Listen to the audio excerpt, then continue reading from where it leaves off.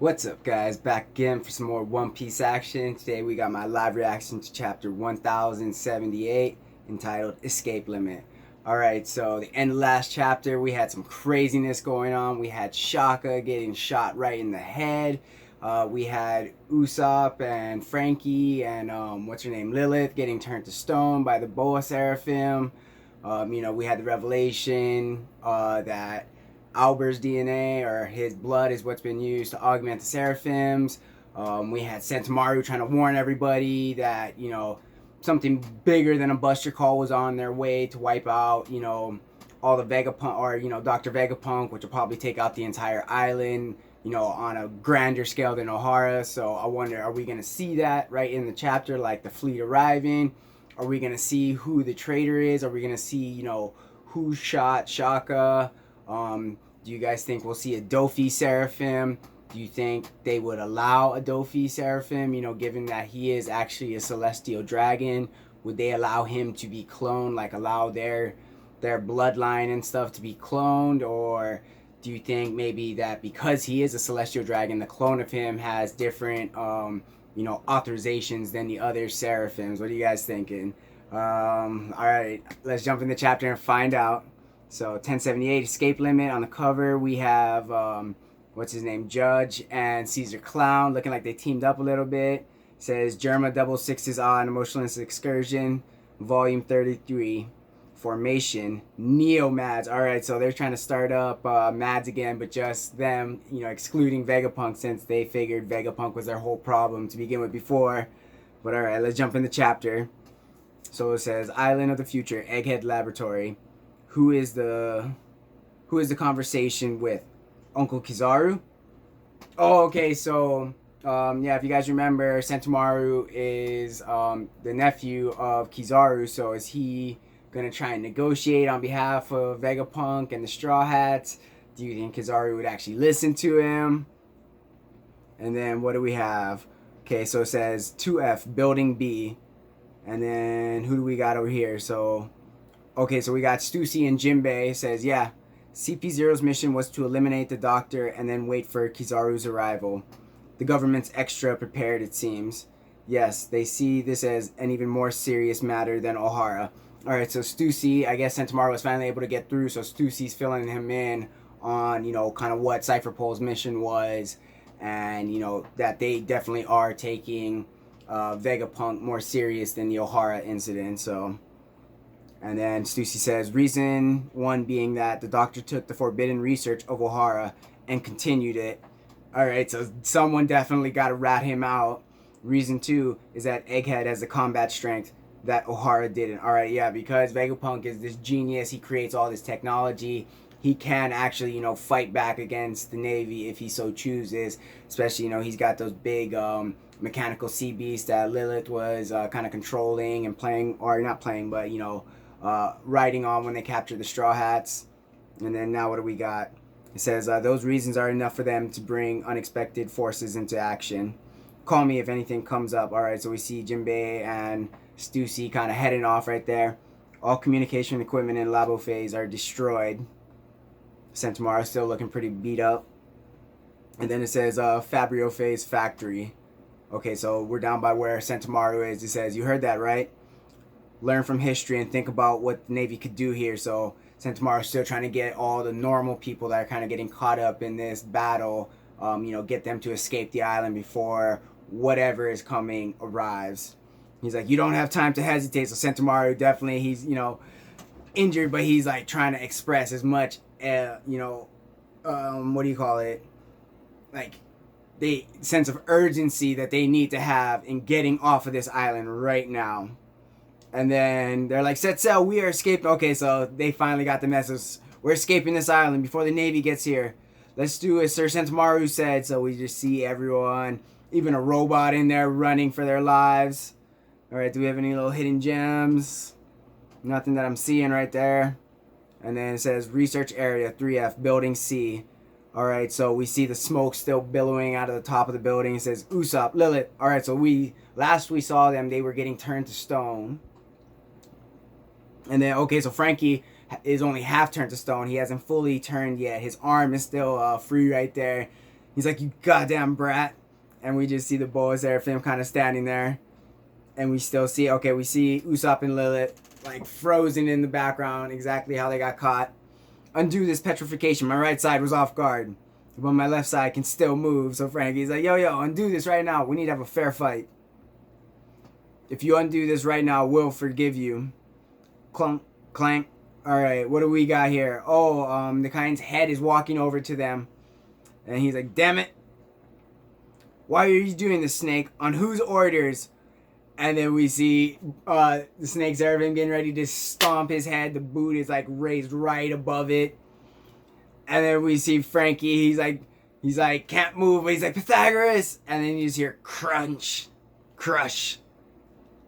And then bam, there's this huge explosion. And then you see step, massive explosion. And Frankie's like grimacing right there. And then what do we got? Okay, so the Seraphim, she's looking. She's like, wait. Hey, wait up. All right, what do we got now? All right, so we're going down to 2F, Building A. I hope everyone's okay. All right, so this is Chopper and Robin right now. I hope everyone's okay. I've been hearing explosions and screams. I'm sure that the Seraphim are on a rampage. No, that's incomprehensible. All right, so they're not supposed to be able to go against Vegapunk's orders, but they are somehow. And then what do we got? If Nami screams, there is someone who will show up to her rescue in a heartbeat. Yeah, okay, so they're like, oh, don't worry. If Nami screams, Sanji's going to show up. Lickety spit. All right, teams that are in a fight are stuck.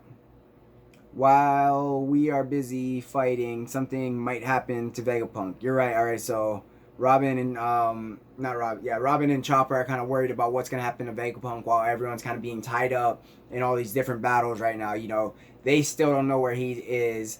They don't realize that Shaka actually discovered where he is, but then I guess was murdered. It looked like, you know, he got shot right through the head. It looked like there was blood and everything. I mean, I'm not entirely sure how these whole Vegapunk clones work. They all seem kind of different, so I'm not sure if Shaka like has a way to recover that or like reboot himself, but he looked pretty messed up. And you know, the main Vegapunk Stella body kind of definitely seemed freaked out by it. All right, what do we got? It says, come to think of it, there's one lab that was once used and is now sealed off. I don't think anyone would have any use for that place, though. Okay, so she's kind of really like, well, there's one place we probably didn't check. And then it's like, let's check it out. Lead the way, Atlas. Sure. All right, so Atlas, Chopper, and Robin are on their way right now. Potentially about to find the main Stella body, the main Vegapunk. Is whoever assassinated Shaka, or not Shaka, is he still lurking around? Is it a Dofi, you know, Seraphim? Are we about to see that? And then, okay, so now we're going up to the 3rd floor. And then we got Brooke and we got Nami over there. And it's like, Edison, stay with me. Okay, so Edison is looking pretty messed up right now. He's kind of just in Nami's arms. And then we see Brooke. His soul is kind of coming out of him right now. He's like, hey, I'm off to go look for Vegapunk. What? Sanji? All right, so he's looking for Sanji. And where is Sanji? Okay, so Sanji is... okay, Sanji's dealing with, you know, the Jinbei Seraphim. And it looks like he's just taking a massive punch straight directly to the chest or to the face. But he just has his arms crossed right there. Like, he's not even fazed by it. Just taking a full brunt force. All right, it looks like it was to his face. And Jinbei Seraphim's like... He's like, huh?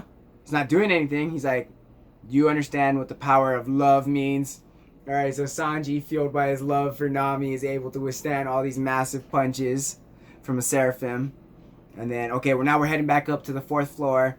And we got Luffy and Zoro right there. So I guess they're fighting next to each other. Maybe, what's his name?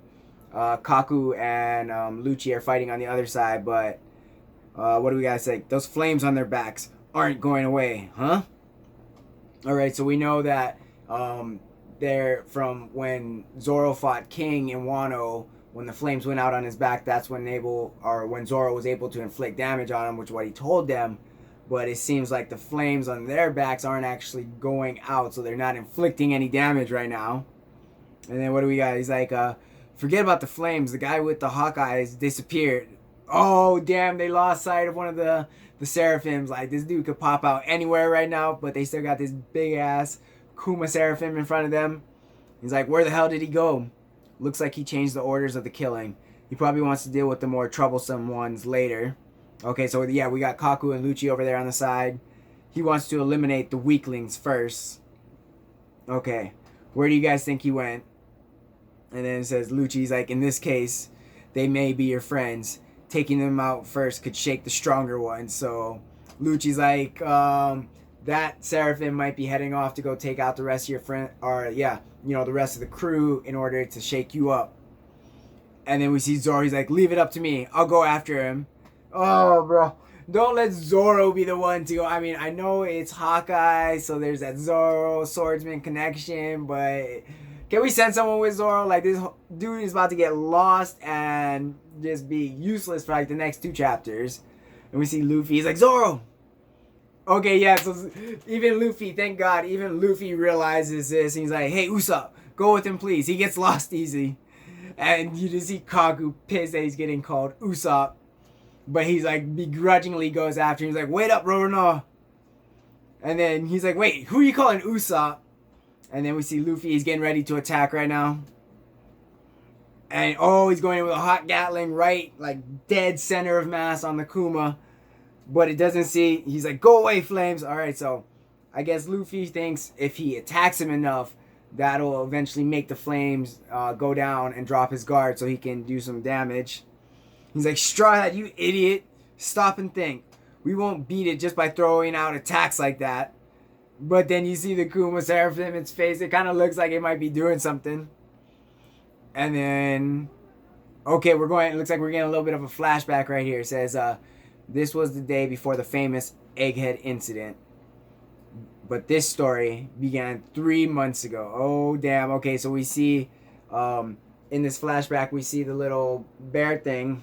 Well, I guess we're not starting off in the flashback. We have Bonnie in the room where Kuma's memories are, and she's sitting before it, and she's like crying. Like, I mean, emphasized in the drawing of the tears. Like, she's kind of shaded in and blacked out, like, you know, in a dark place, but those tears are extremely white and vibrant.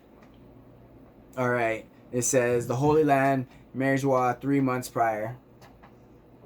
He's like, I'm speaking from Egghead Island. I have something I'd like to discuss with the higher-ups. Alright, so this must be Vegapunk calling over to Marijois. And they're like, oh, no. So this is whoever is the traitor on Egghead. Is like, Dr. Vegapunk is investigating the contents of the Void Century. CP5 was dispatched in order to investigate the matter, but no evidence was found. So we see Shaka and the main Vegapunk there talking to Cipher Pol, and he just feigning ignorance. He got a big question mark above his head. And then it says, the ship that left Egghead mysteriously disappeared.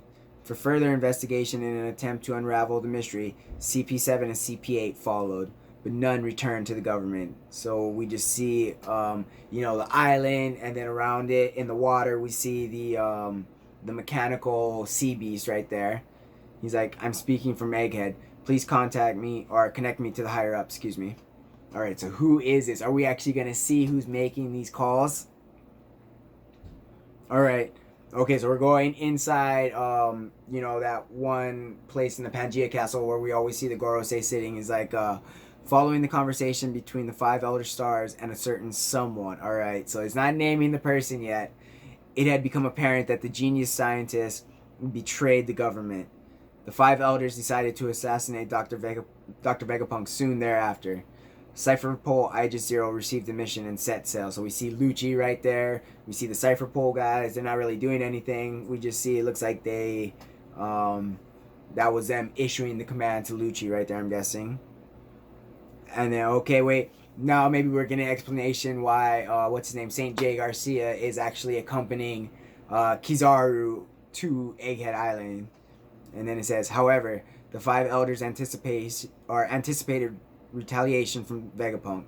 One of them decided to set sail with Kizaru as an escort. All right, so this is, he's got that big scar. So does that mean he's like battle tested? Because he's there to provide, as an escort, which implies that he's there to overlook the voyage. And it didn't seem like he's there from a managerial standpoint. It looks like or it sounds like he would be there from a strength standpoint and able to ensure the mission success. And then it says, with requested reinforcements from various branches of the Navy. And we see everyone. It says, war became looming on the horizon.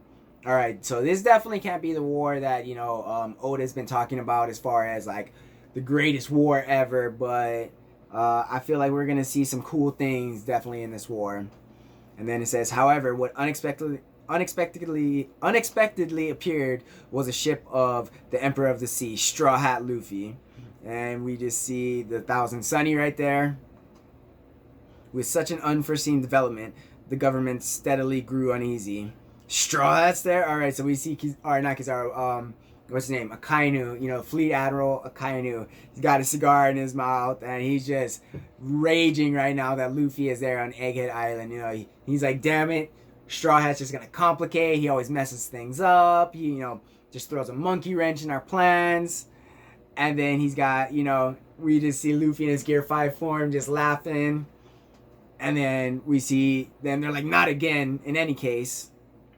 The outcome of the incident on the following day would give the entire world an unthinkable shock. All right, what the hell is about to happen? Like, I'm so confused right now. Like, are they going to assassinate the Vegapunks? Is that the shock we're talking about? Because we already see one taken out. We've seen a couple of them try to be taken out, but what the hell is going on? All right, let's look. Okay, so we're going back. We're down in that underground room, the research lab where they're holding Vegapunk. And he's like, was this all you're doing? And we just see that noise that we saw in the last chapter. We're underneath the stairwell, it looks like. And then we see Shaka, and it's like, answer me. So Vegapunk, he's restrained, but he looks pissed right now. He's like, answer me. And then, okay, we're seeing the hand of the shooter right there. Who is it? And then it says, and he's like, why are you? Huh? And then, alright, Vegapunk just kind of is like slumping back right there. What the hell's going on? Oh, you gotta be kidding me. Are you serious right now? And they're like, hey Stella, it's me. I'm gonna be a celestial dragon. Oh my god, are you serious? He's like, what are you on about, York? You've been to Mary Joelle in the past. Why do you want to be such a scummy human being? Alright, York betrayed them. Really? York? He's like, you are sounding just like Shaka now. But guess what? He's dead, huh? And she starts laughing like, damn, no remorse. Like, just blew Shaka away. It's really confusing, isn't it? With so many Vegapunks around. The world would be better off with only one of us. Oh, damn. Okay, so she kind of maybe set this all in motion, reporting Vegapunk in order to make sure she's the only Vegapunk that makes it out of this situation. She wants to be the only one. She wants to be a celestial dragon. But the question is, the Gorosei approve this and, tell her that they would make her a celestial dragon with the intent of just betraying her? Or do they, fully intend to follow through if she delivers on her promise of delivering Vegapunk? Damn, alright. Did any of you guys call this that York was the traitor? We didn't really get a reveal of any more Seraphim. We didn't see the fleet arrive yet, but damn, like, Vegapunk betrayed by one of his own, which begs the question, how is that possible? Shouldn't her, I guess, memories be uploaded to the main memory bank and accessible by Vegapunk himself? Like, shouldn't he have been able to know? Which explains how, I guess, she was the one that gave the command, so the other Vegapunks couldn't issue commands. But yeah, I'm a little curious at how that works, since she's technically a clone of Vegapunk. And I thought that all of their experiences and everything would, naturally get uploaded, so her betraying Vegapunk or reporting him should have been uploaded in her memories. But let me know what you guys think as far as how you think she avoided that. Did you guys call it? You know, why is Vegapunk in particular more important than O'Hara as far as investigating the poneglyphs? Is it because they do, you know, they know that he is the smartest man in the world, or is it because he actually made further, you know, progress in deciphering them, or, you know, discovering what actually took place, the thing that they're trying to cover up? Or does, you know, something in there actually reveal the existence of Imu, or something to that end? But yeah, anyways, this was definitely a good chapter, suspenseful. I gotta definitely say I did not have York pegged as the traitor, so that definitely caught me off guard. But damn, she thinks she's gonna become a celestial dragon. I just don't foresee how that's gonna happen with that massive ass, you know, 100-ship fleet on its way there with an admiral and a Gorosei member on it. I'm just imagining total destruction. But for some reason, I wonder why, if they want to truly destroy this island, why didn't they use the power that it seems they obviously used to destroy, what was that island, Leloucha, where Sabo was? I would think that would be a much more efficient way, but they chose this way. So I don't know. Let me know what you guys are thinking down in the comment section. Make sure you hit that subscribe button if you aren't subscribed to the channel. Hit the bell icon to be notified of all my future content. Make sure you guys have a wonderful day.